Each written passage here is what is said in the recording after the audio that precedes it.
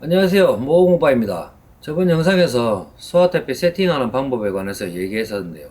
이번 영상에서는 수압대패 다음 작업으로 이어지는 자동대패에 관해서 이야기해 보겠습니다. 자동대패와 수압대패는 같은 대패라도 하는 작업이 다릅니다. 수압대패는 휘어지거나 비틀어진 제재목의 한쪽 면을 깎아서 기준을 만들 때 사용하는 기계입니다. 자동대패는 수압대패에서 깎은 기준면에 따라 원하는 두께로 깎을 수 있는 기계입니다. 그리고 서양에서는 시크니스 플레이너라고 합니다. 그런데 제재목을 수압대패에 거치지 않고 자동대패에 바로 넣게 되면 거친 면과 좌우로 휜 면은 깎이겠지만 전체적으로 휘거나 비틀어진 거는 그대로 나옵니다. 그래서 수압대패에서 먼저 한쪽 면을 편편하게 만들어야 됩니다. 수압대패에서 편편하게 만든 면을 아래로 놓고 자동대패에 넣어야 윗면이 아래면과 편안하게 깎이면서 원하는 두께로 일정하게 깎을 수 있습니다. 수압대패에서 한쪽 면을 편편하게 가공하고 자동대패 반대면을 깎는데 나무 두께가 일정하지 않기 때문에 자동대패 정반의 높이를 나무의 가장 두꺼운 부분에 맞춰줘야 됩니다. 맞추는 방법은 자동대패 정반을 내려서 나무가 잘 들어갈 수 있게 해주고 나무의 가장 두꺼운 부분이 자동대패 가운데에 위치하도록 해줍니다.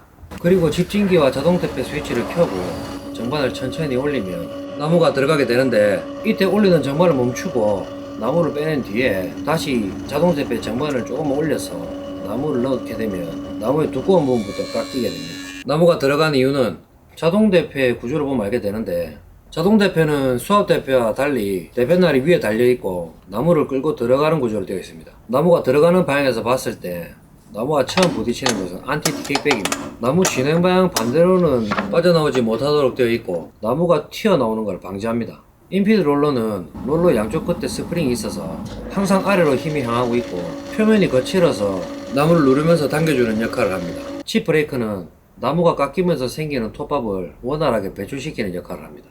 커터 헤드가 회전하면서 나무를 깎아내면 프레셔바는 나무가 흔들리거나 튀지 않게 눌러주고 아웃피드 롤러는 나무를 끝까지 밀어주면서 깎을 수 있게 하는 역할을 합니다. 그리고 정반 위에 두 개의 롤러가 있는데 이 롤러는 기계마다 다르지만 정반보다 0.5mm 정도 올라오게 되어 있고 앞뒤 좌우의 높이가 같습니다. 롤러의 좌우 높이가 다르거나 일자형 커터 헤드 대패날의 높이가 다르면 나무가 평행하게 깎이지 않습니다. 정반보다 올라와 있는 롤러와 이너피드 롤러 때문에 나무가 들어가고 나갈 때 스나이퍼가 생깁니다. 소형 자동대패의 경우 나무가 들어가게 되면 인피드 롤러가 나무를 눌리면서 커터 헤드는 약간 올라가게 되고 아웃피드 롤러가 한 번 더 나무를 눌리게 되면서 이때 스나이퍼가 생깁니다. 두 개의 롤러가 나무를 눌리고 일정한 높이로 깎이다가 나무 끝부분이 오면 눌리고 있던 인피드 롤러가 먼저 나무에서 내려오면서 커터 헤드도 내려옵니다. 이때도 스나이퍼가 생깁니다. 주물 자동 대패는 정반에 롤러가 약간 올라와 있는데 이 부분 때문에 나무가 비스듬히 들어가게 되면서 시작과 끝부분에 스나이퍼가 생기게 됩니다. 스나이퍼를 없애는 방법은 나무를 연달아 넣거나 미리 스나이퍼가 생기는 부분만큼 나무를 더 길게 재단해서 자동 대패에 가공한 후에 스나이퍼가 생긴 부분을 잘라내는 방법이 있습니다. 그런데 연달아서 넣는 방법은 시작하는 나무의 앞부분과 끝나는 나무의 뒷부분에 스나이퍼가 생기기 때문에 처음 넣는 나무와 마지막에 들어가는 나무를 좀 더 길게 재단하든지 같은 크기의 나무를 두 장 더 준비해서 연달아 넣으면 됩니다. 추가한 나무는 나중에 테스트용으로 사용하면 되기 때문에 미리 만들어 놓는 것도 좋습니다. 자동대패도 한 번에 1mm 이상 깎게 되면 깨끗한 면을 만들 수 없습니다.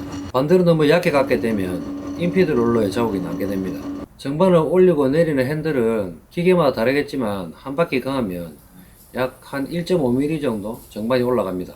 핸들을 반 바퀴 이상 감지 말고 송재 속도를 조절할 수 있는 기계라면 저속으로 해서 좀 더 깨끗한 면을 만들 수 있습니다. 길이가 너무 짧은 나무는 자동대패에 넣지 않는 게 좋습니다. 정반에 있는 롤러의 틈으로 끼거나 이너피드 롤러 사이에 들어가서 눌러지지 않을 수도 있기 때문에 길이가 300mm 이하인 나무는 넣지 말고 길게 가공해서 필요한 길이만큼 잘라서 사용해야 됩니다.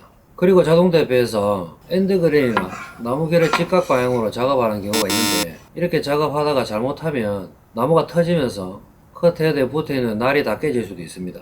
나무 결 방향으로 작업을 해서 사람이나 기계가 다치지 않게 작업해야 되겠습니다. 이 영상이 여러분들의 작업에 조금이나마 보탬이 되었으면 좋겠습니다. 감사합니다. 모험오방이었습니다.